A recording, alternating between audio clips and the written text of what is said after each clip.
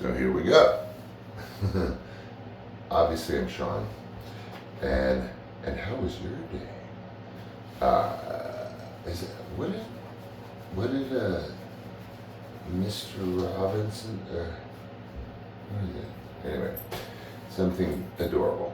Not unlike my shrink when I was 10 years old, who incessantly would ask me once or twice a week, nothing but, so how does it make you feel? Or oh, so how does that make you feel? Over and over and over and over.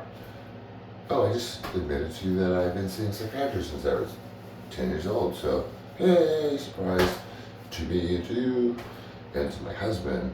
I had to tell my husband, which he knows, but I had to clarify today that I do not share with you things that I don't share with him. So that's how much he knows that you are my friend. And I don't mean to like anthropomorphize all y'all like in a camera, but I gotta talk to you like Jane Doe. So there you go. Anyway. I promised you E.T. today and E.T. galore today, and that's all I promise. And I'm gonna have to stick to. Am I crooked? I'm gonna have to. There. I'm gonna have to stick to that promise. So, I have featured my only, believe it or not, my only souvenirs, for lack of a better word, from doing E.T. are that, and some pictures. I also have a stamp when they issued an ET stamp in a frame, and I have one of those deck of cards that has all the different pictures from ET. That is it? No. And I have a breakfast tray. You know, the things you go over your knees, and it has Henry looking up in the sky with ET, and it's a mess. I did have my original E.T. Lunchbox. It was pretty banged up, but there was a lovely young man in the Midwest who was a big fan, and so I happily gave it to him because what am I going to do in my late 50s with a lunchbox?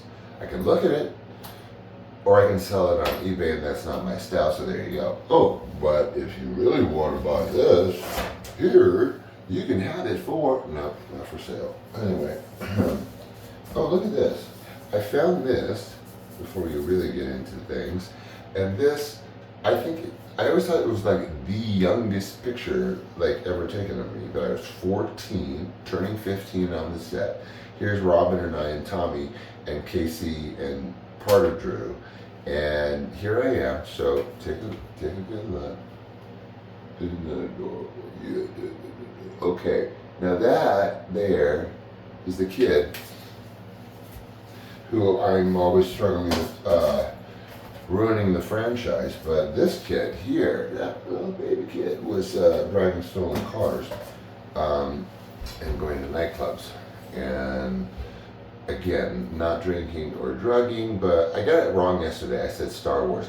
You know when they started remaking the Star Trek movies like, I don't know, 5 or 10 years ago, and the first one had Kirk, but they started with him as a little kid, and the opener was he was like booking butt in this, whatever it was, futuristic something or other. I mean, sports car, and he had to be going like 200 miles an hour, and I think there's some helicopters and stuff, and he's just screaming and driving and smiling and screaming and driving. And that is what a lot of my being 14 and 15 was like. So, E.T.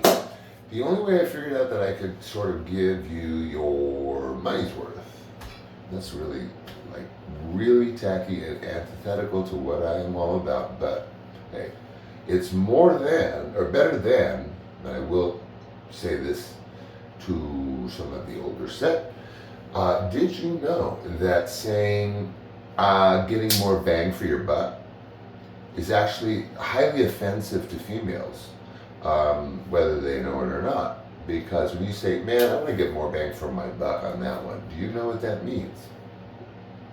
You want to get better blank from your blank for the blank that you're paying her. So do the math. And I was in a meeting when I worked for the LA County Department of Mental Health, and there was a rep there. And in the group meetings we used to have between factions, somebody said, I'm sorry, I'm way off track. Somebody said, more bang for your buck. This woman, man, and rightly so, because I didn't know. She's like, I gotta tell you, man, that every time you're using that, you need to know where that comes from. Dead silence. Anyway, never forgot that. E.T. The only way I think I can give you more money. No, I'm gonna say that, right? Your money's worth. I'm gonna say that anymore. Enough is to start chronologically. I hate writing in any kind of chronology, but that's writing. This is me rapping with you. This is a session, by the way. I don't see it as like a show, and it's not a therapy session. It's just that's the only word that makes sense to me. So, hating chronology, I can really, I think, only tell this story chronologically, because as I go through it, then it's like, oh. Instead of me sitting there going, what else happened? So, let's get to it. Obviously, I get a call from my agent, standard. I'm going to commercial auditions 3 times a week on average. Because money, they are like some kind of like mobbing, boom, boom, boom, boom, get them out of there, for big money. I told you, national commercials. But then you also have a theatrical agent.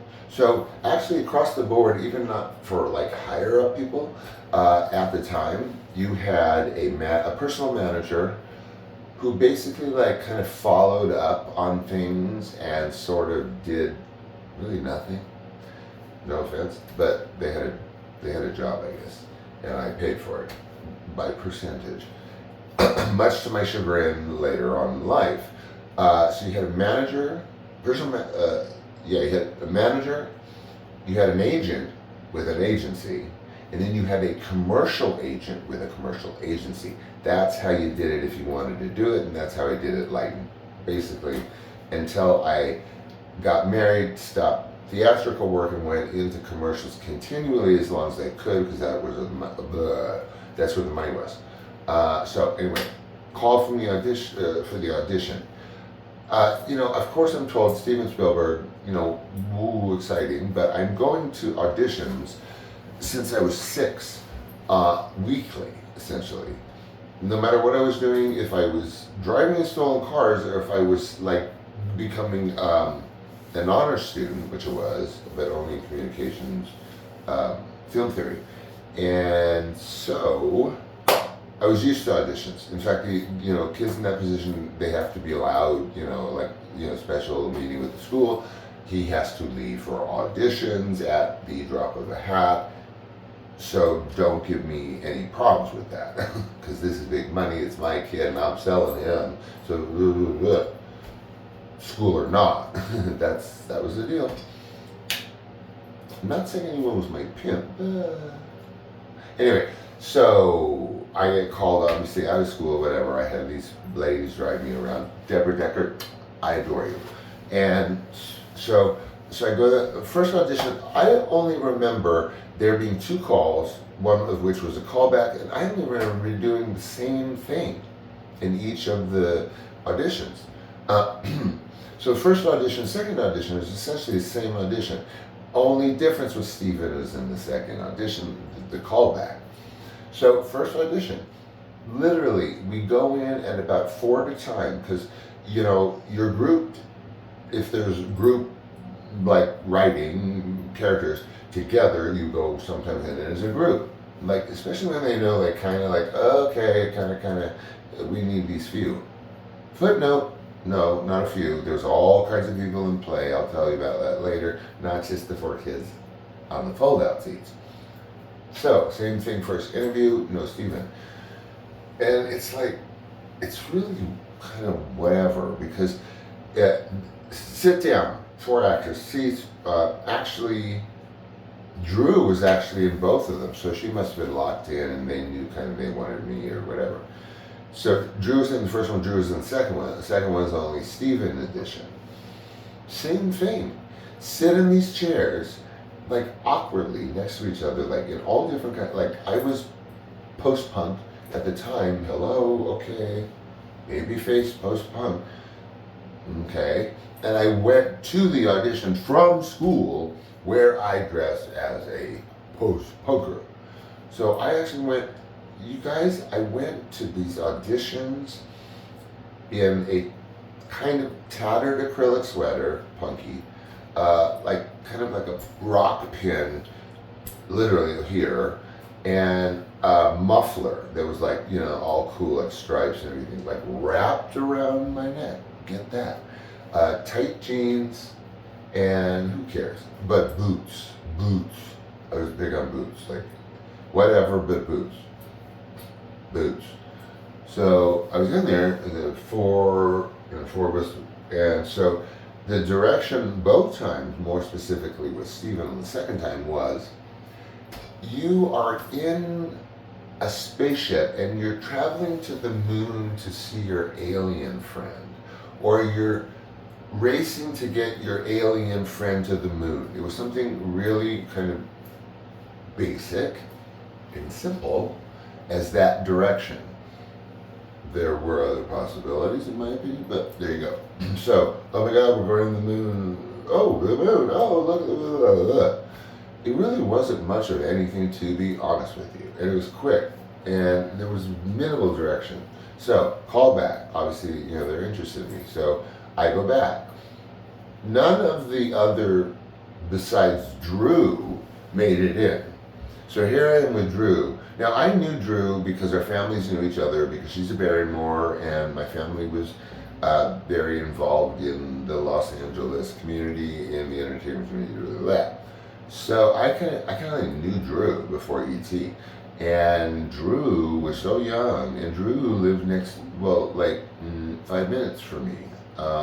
And Drew and I would drive together to the set every day in Los Angeles when we were shooting at ILM up north, asleep in the backseat of my the car that was being driven by either her mother, Ildiko, or whatever she calls herself now, and or Deborah, you know, my set sitter, asleep in the back, so fucking cute, all like curled up and tired and like, don't wake me up, with her little thingy.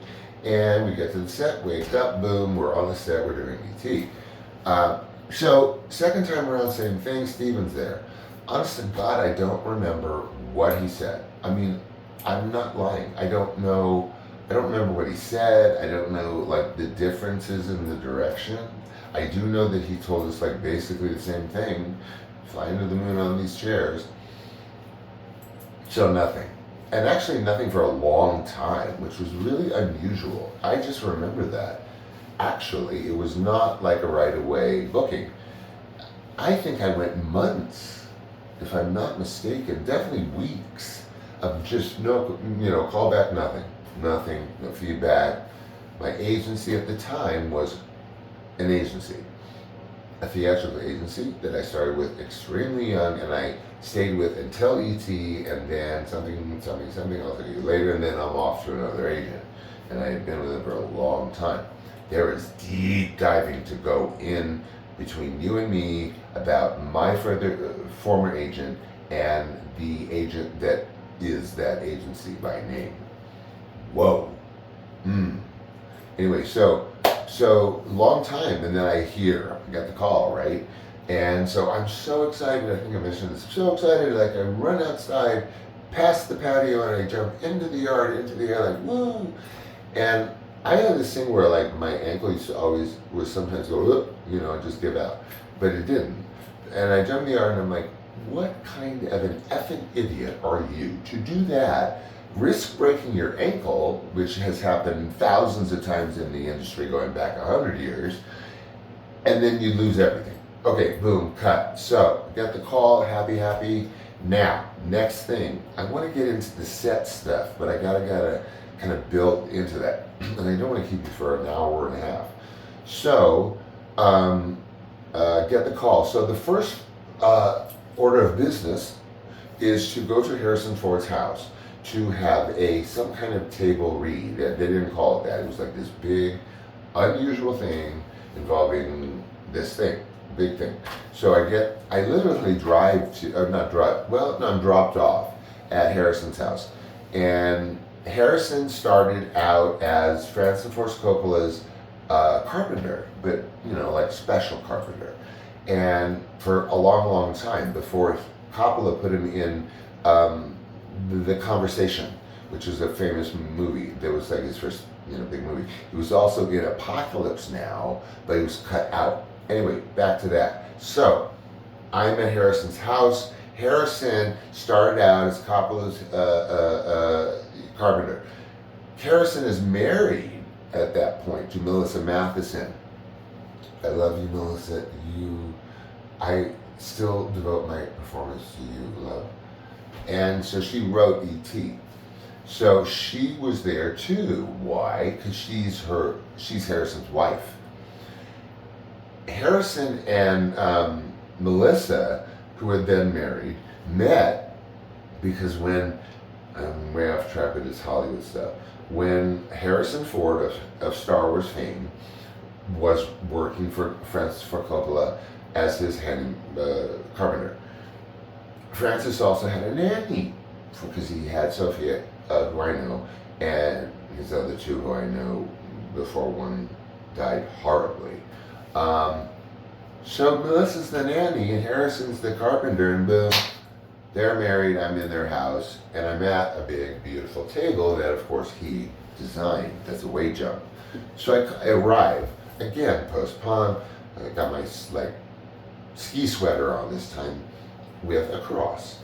I am not necessarily at all religious, but at the time, wearing a cross in 1881, wearing boots, meant you were post-punk.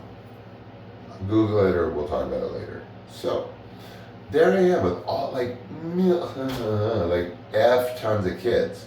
There must have been at least 24 kids, and they were all sitting around Harrison's table.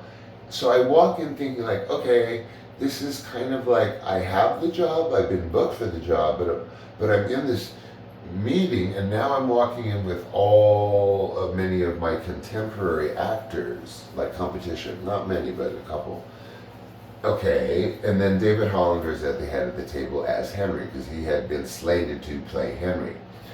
David Hollander is very good actor, is a very popular actor. He was not Elliot, not Elliot. I don't know if they knew that, and they were just sort of using him to sort of, ignite the whatever it was they were having as the slated Henry. So, okay, there's people around. I, being Sean, just will not sit at that table.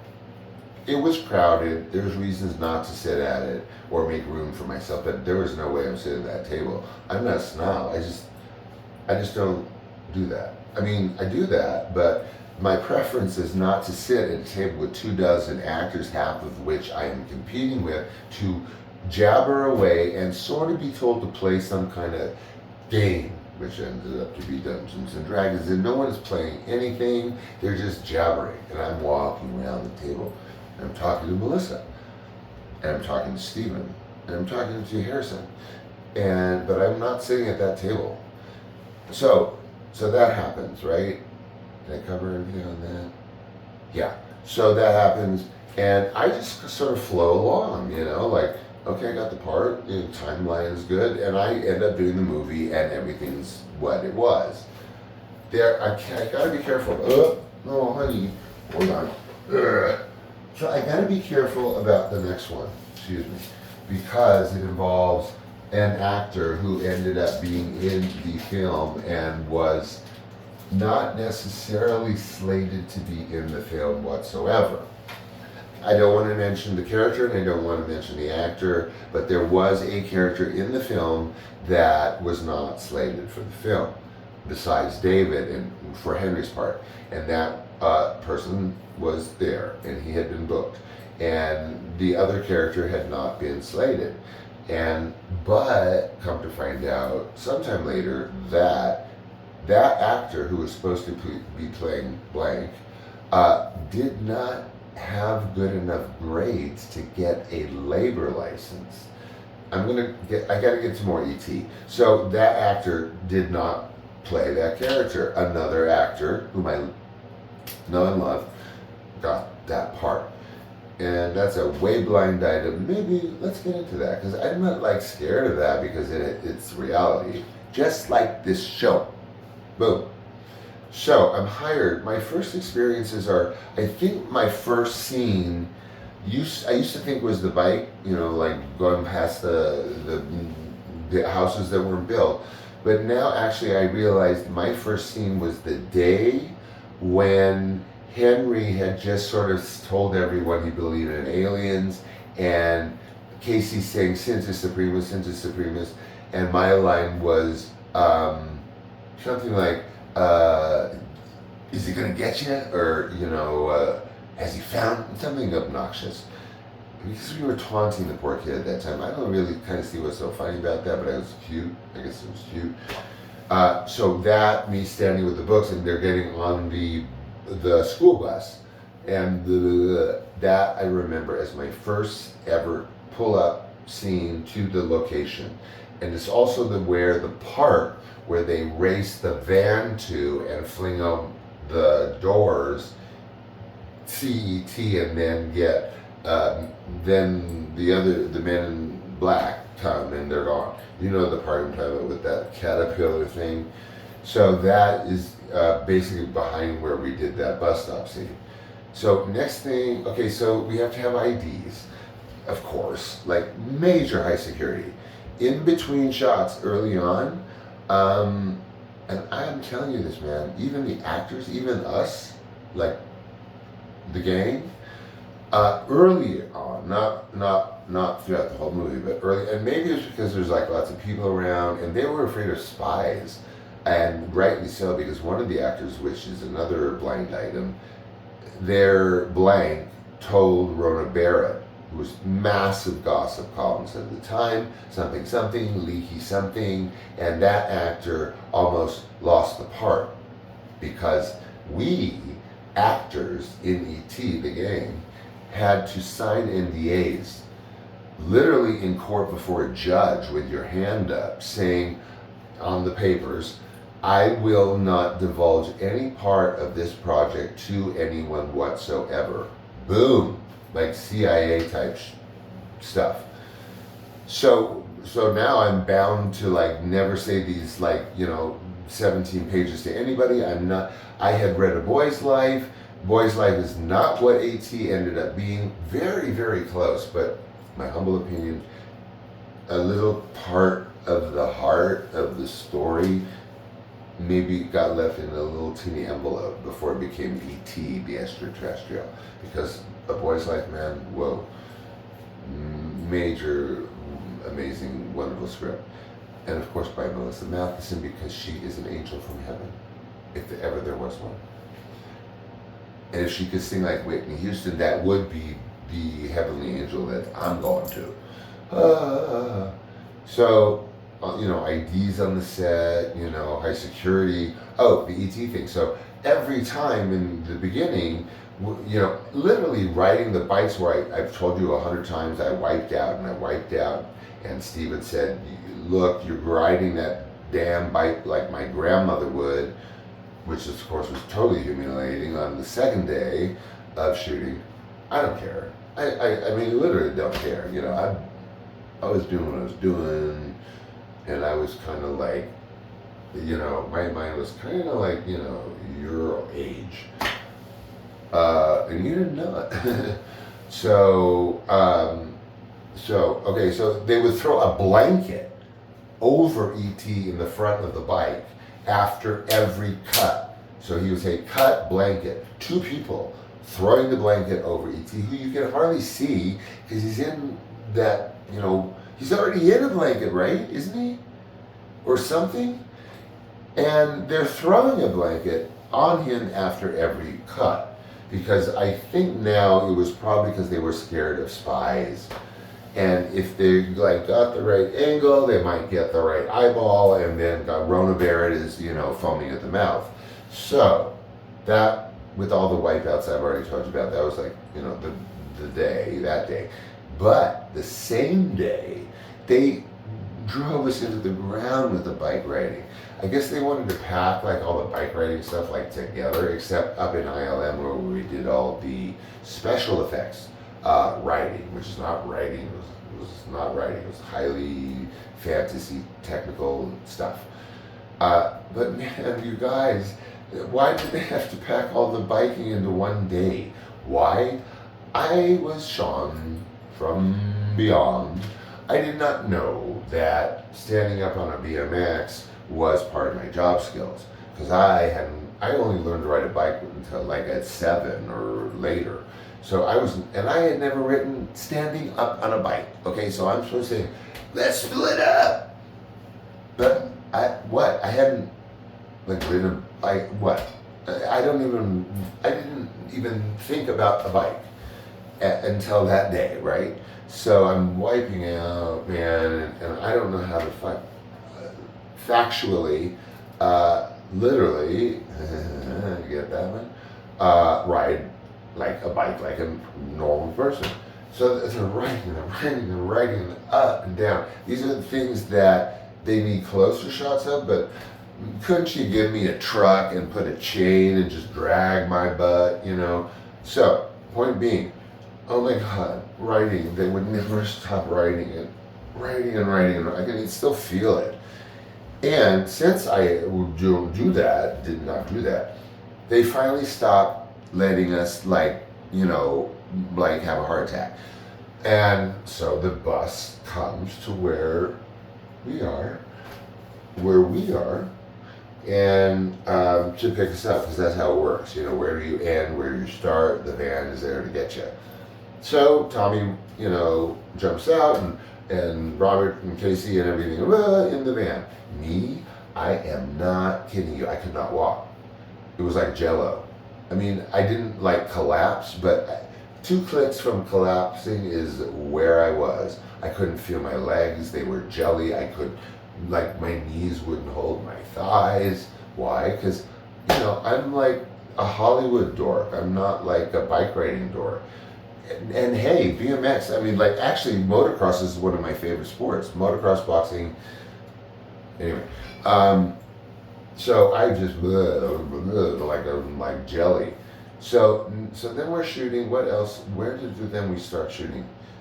They shot us up to ILM, and there's so much to unpack on ILM, because there's so much technical stuff, and there's also so much, naughty boy, I would sneak away during all the breaks, because I know I was in ILM, and I know that there was stuff going on there at the time that no one had seen yet, nowhere near being released. So I saw things that a couple things are in the book, and we'll talk about another couple things later on in other episodes, but not too far.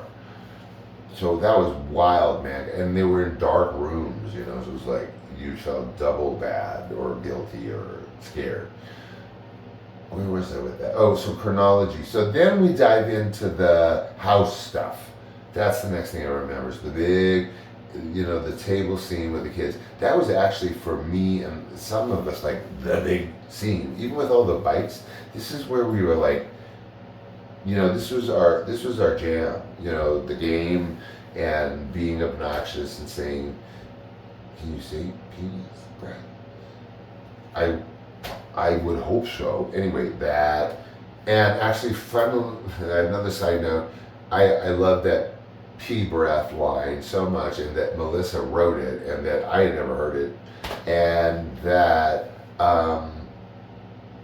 the whole movie is a PG-13, because nobody wants to go to G movies except with their 3-year-old. So they had, long story, I'll tell you later, but they had to make this movie PG-13. The only way you can make a movie PG-13 usually is if you have one curse word. Like, bad word. Mommy, there's a bad word, don't ever say the F word. And it wasn't the F word. But in order to make a movie PG-13, so that all the viewers, including the kids, were thinking they were seeing Ariel, they have to make a PG-13, because then the 13-year-old's like, oh, mommy, I gotta go. Or whatever. Daddy, lover, doggy, anything. everybody. Now where was I? Okay, so big scene was that table scene. And like, sometimes I'm reminded like, oh, that moment, right? When you whatever. And it's actually like, believe it or not, like I'm telling you, like little parts of my brain here. It was when Henry I'm handing them the money to get the pizza. And I'm kind of not looking, and I'm wrapped up in the game, and I'm very doing what I'm doing, which I will give you 1 second. I have an acting method that is the flip side of everything you've ever been told, yet I learned from Lee Strasberg, which is everything you're being told, and I learned to flip it upside down. And that is a long ass story, right? Long butt story. And where did that come from? Anyway, so table. Oh, moment. So there was like this brief moment where it looked like, there was no fourth wall. There was a fourth wall. Again, another thing I'll explain. My criteria for the best of acting is if the actor is doing whatever he or she are doing, but absolutely not aware of any open fourth wall.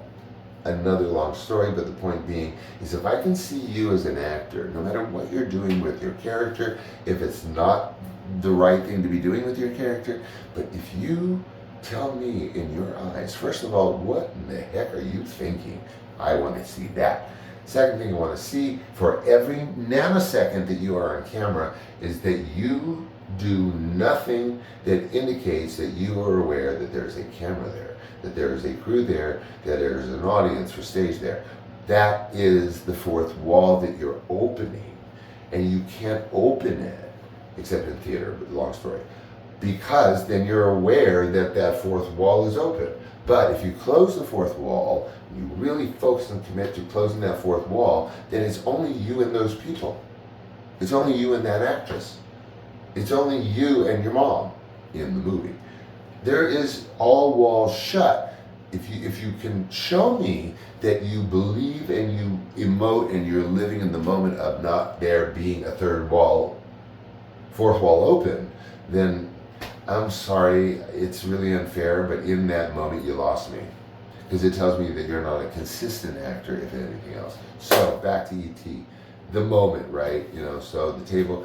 And the table scene, it was shot, like you see it shot, but do you ever notice that it's kind of like really dark around the table? I'm sure you noticed that. Like, kind of like, where's the living room? Where's the back of the kitchen?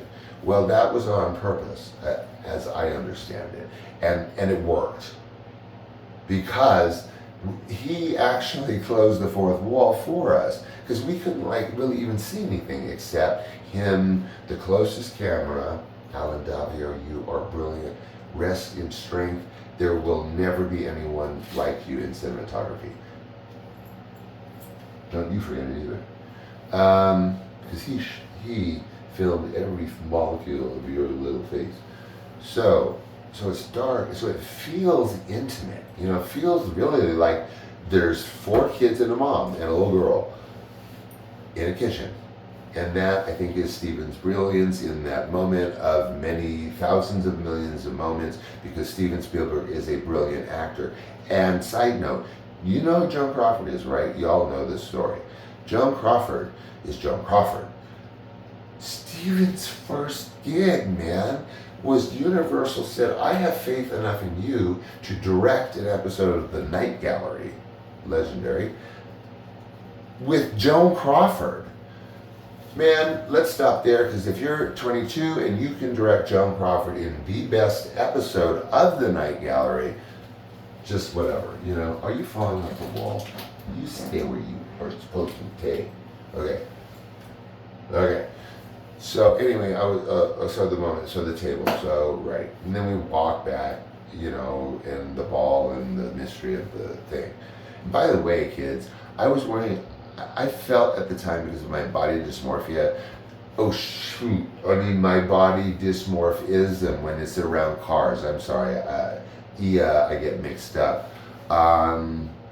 They have me in that bowling shirt. I know they're gonna go for that body thing, because I know YouTube's really into non-shaming. So we'll see if it gets yanked. And they put me in this bowling shirt. And the bowling shirt felt like I was wearing a size 24 because I'm a really skinny guy.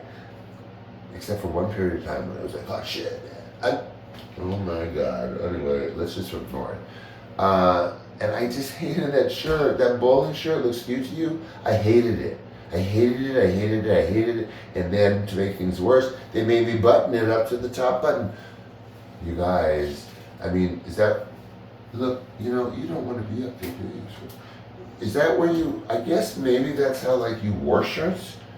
That I didn't wear shirts with the top button. That was not, so I was PO'd right away with that. And then I'll talk more about other crew members on the movie that generally none of them PO'd me. So let's dive deeper. Let me just jump to one of the most fascinating parts for me, and then we'll see how much time we have left. So there is more openness about what ET looks like, how they work ET, and everything as we move along through the weeks, because it's like, it's all on soundstage at that point. We're not in Northridge. We're not in like, you know, Northern California. We're in these two tight sets. By the way, guess what? We're in layered studios. Guess what? The two studios that they shot ET in, sound stages, they shot Gone with the Wind, at least in one of them. This is, you know, Google it. So anyway, so fascinating, like, you know, kick out, like if I have to pick, you know, before we go, whoa, it was towards the end of shooting. So I guess they're kind of like really lax about what they let people see or nothing, whatever. We were all work. We were all, not worked to death, but man, shooting E.T. was a really emotional experience. There was a lot of, you've seen the movie, you know, it deals with a lot of, like, you know, the dad's gone, and like the older brother becomes the father, and then the older brother's like, anyway, I don't want to get into it. Where was I?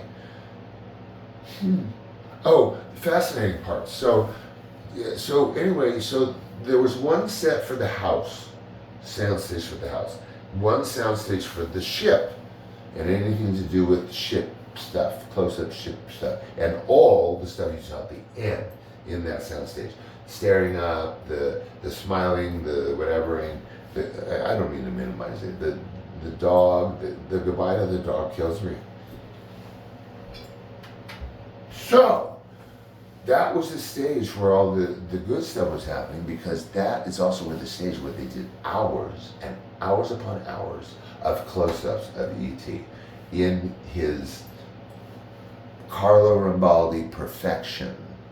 And Caprice, if Caprice hadn't done E.T.'s hands, the whole movie would have been different, or the feel of E.T. would have been different, because Caprice, just like Robert, could only do Michael. Caprice, because of who she was, you know, look her up,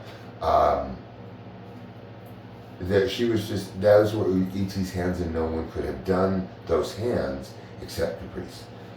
Where in the heck was I?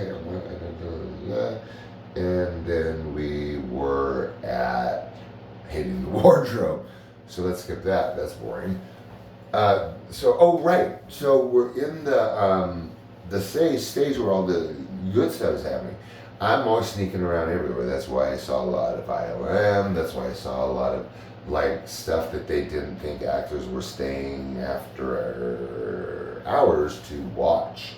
And then one of those things I used to do is go into the soundstage when the day was kind of coming to a close, because they had to do so much filming of E.T.'s every darn hair moving and nostril twitching. And they just had to do it and do it and do it, because they had to make sure they got just the perfect reaction to this and the perfect reaction to that. So it's not just like let the thing look around. It's you have to get expressions of like surprise, of like quiz, you know, like curiousness, sadness. And they had to just keep doing this for hours until they caught the right bits for the right moment. So I would go in there. And I know you know this from reading in books or whatever. there, so you go in and ET is in front of the ship. It doesn't, it's just, that's where they put it, like down in the grass or whatever. And it's the full Rimbaldi perfection, brilliance, unparalleled brilliance, perfection going on. It's that model. And there must have been, I swear to you, between 15 and 20 easily people doing hydraulics. But each person, literally, you guys, Joe would be in charge of the top left eyelid. Dick would be in charge of the top right eyelid. Jane would be covering all of the nostrils. Two other guys would be working the upper, you get it, right? You get it. But that was like, whoa, trippy for me, because I just would go in there and I would just like sit, you know, party guy, you know, driving around Hollywood, but this was unparalleled. And even though they thought this was going to be just a little silly kids movie, which is a whole nother episode, and I watched these guys, these girls, these women and men, it's on the ground on their butts, in uncomfortable positions, moving, you get it, right? Eyelid slowly, eyelid fast, eyelid crinkle, eyelid loop, eyelid open. And this would just go on for hours. Like, what did they do? Take bathroom breaks and just shoot this thing forever? They did. Well, not forever, but like hours upon hours. And Stephen was right there. This was not like, you know, second unit shooting, which means stuff that's like action stuff or not important with actors or whatever, they give to a second unit director. And then like it's French Connection and he handles all the driving or whatever. And so I just sat there and I just watched the people with their with their levers, and I would just stare at ET, and every wrinkle was moving, and the brilliance of Carlo Rimbaldi, which will last a millennia. Anyway, so like everything, every part of everything is like being controlled and looking so real. Like the emotions were there, and there's these people just like cranking levers. And then, like I said, Stephen was there. You know, he was like, Stephen was, when it really needed to be E.T., well, he was always there, but in those moments, he was there. I mean, he was riding it. Not you, but he was riding that moment, that nanosecond. Hence, every wrinkle, watching every wrinkle. So, you know, where are we at? 42. Whoa, I gotta wrap this up. That was one of, honest to God, I can say one of the most fascinating things that I just indulged in while shooting E.T. The other would be ILM. And you know what that is. You know, hey, all the other biking and yeah, that was really cool. But ILM and watching the close-up hours of work on E.T. on the soundstage opposite the house soundstage. House soundstage full. Because what you see that looks like a city, oh, twinkling lights, oh, the escape gate, whatever, then I think, unless ILM kind of moved that along, used to be and may have been mats.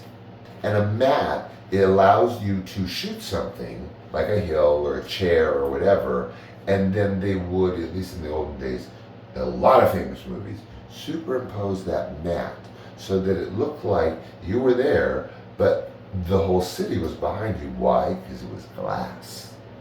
So it was translucent.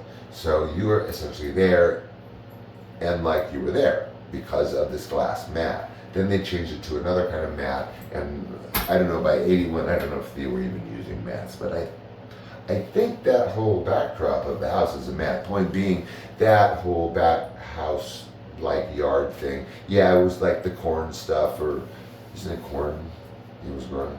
Why would they be growing corn? Was that corn? Anyway, why was that corn? Why do they have corn in their backyard? It's really rural, but it's Northridge. Okay. Blooper alert. No, there's only one blooper. I'm gonna let me leave you with this. Okay, so there's a blooper, and everybody debates me on this. It's not a blooper, but it's true. It's by definition a blooper. I could not keep up with these bikes. Remember, I said that I was turning to jelly. It also affected my ability to keep up with the actors. Hope this doesn't take too long. Everywhere, especially when the cops or the men in black were chasing us, right? And I'm like, ooh, better not get me. And the other kids are, ooh, better not get me. Well, guess what? You can see in that shot, right before E.T. and all of us are going to go over the cars, and then there's that bop, bop, bop shot of Henry. That whole sequence. Do you notice how you never see me in that lineup? You see Robert, you see Henry, you see KC with the headphones, and you see Tommy. But you don't see me, but you do see me, and I will post it. It's on my Facebook page.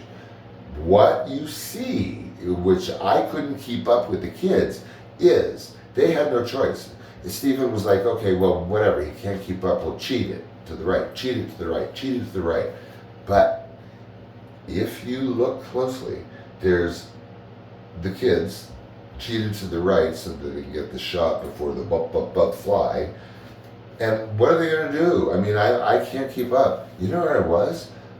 I mean, friggin' like an eighth of a mile down past all of the men in black people. Okay, you can actually see my elbow. No one knew that until I pointed it out on Facebook. And they're like, oh, look. Even one's like, look, you can see you because of the headphones. No, I was in like the wraparound sunglasses and the cap. Anyway, you didn't know that? Dude. Anyway, I am not in that shot. I am not in that sequence. If you watch that movie, everything is cheated to the right, and I am not in that shot. Guess what? When we all suddenly magically start taking off in the sky over the cop cars, I'm right there. I'm right there next to him, flying away. But I was nearly an eighth of a mile back behind all the cops and the men in black, showing my elbow, desperately trying to keep up, like impossibly at that point. Here's my question. Here's my blooper question. If I'm that far back, and forget that I'm suddenly there and flying, if I'm that far back, why am I not being apprehended by a man in black or a cop? Obviously, I'm going to know something about what's going on, right?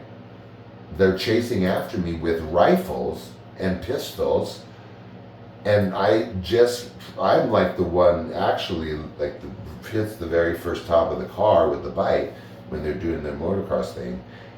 Well, obviously it's not motocross. I'm a motocross guy, BMX, and who cares? And so it's like, okay, how did that happen? Like, how did I get from eighth of a mile to right next to them? And why aren't the cops apprehending me back there and finding out, okay, what is really going on? No, they're just running past me because they want the other kids more. Man, I am sorry to break anyone's bubble. And when I first mentioned that for the first time, not only were people full of questions. I mean, no one ever gets angry about me so far about things I say about ET, particularly relatively innocent things. But then I'm always struggling with, well, dang, there was really this blooper, and we've been talking so personally, like DMing, and it's like I want to tell you, no, I wasn't there. I wasn't there. It was cheated to the right, and I'm down there by cops who are not pulling me over, apprehending me, because I guess they don't think I know much or whatever. Anyway, I know it's late. I hope I gave you some stories that were entertaining, that were not repeats, because I got to be careful of that, because there's a ton of stuff that is literally flowing through my head that I can deliver. But sometimes they get mixed up with stories I've repeated too much, because there's lots of promotion expected of you after the release of a film, and then you get sort of clicked into like, you know, kind of standard stories, which some people repeat ad nauseum in places that were doing films. And then there's an industry following that, which I just don't belong to that particularly milieu. And that doesn't make me any better. And let's wrap it up. I looked forward to tonight because I sent that teaser out, and I really want to deliver. Except he fell down, but he's still here, and I'm gonna take the tape off of him, and I'm gonna hold him because this was an ET night. So there will be other ET nights. I promise you. You can have all the ET factoids you want. I just gotta think of them, and I don't have a feed, so I don't know. Like, if you were to be asking, oh, but that, then I'd be like, oh yeah, that. So until I like get more sophisticated in this thing, I'll do that when I can.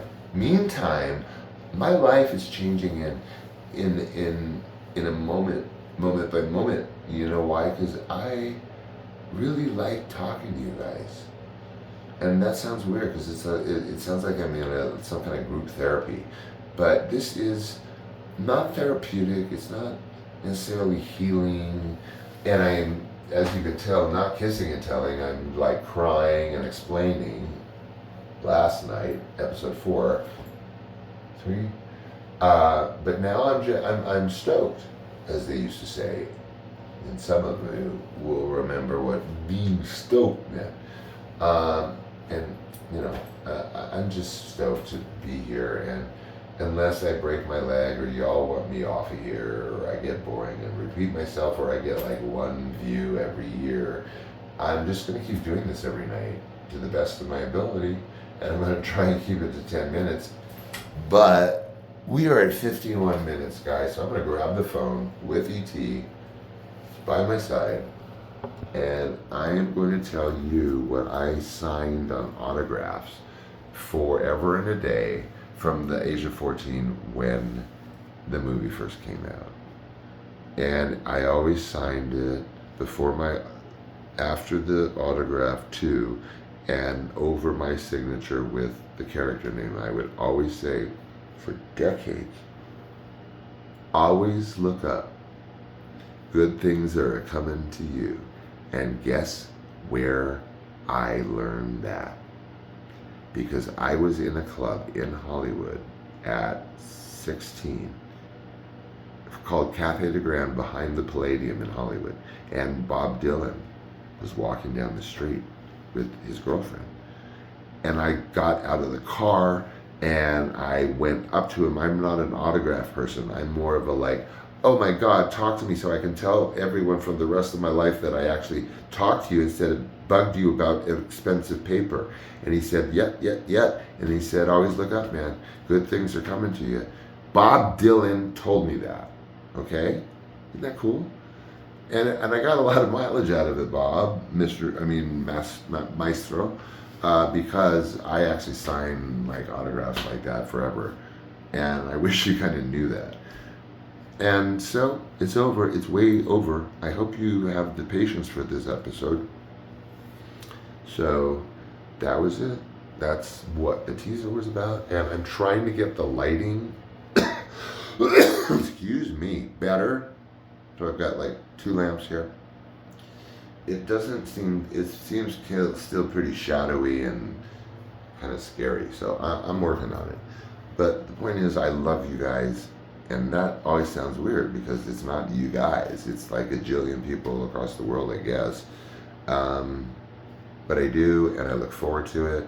And I hope you got your ET fix, one of many, tonight.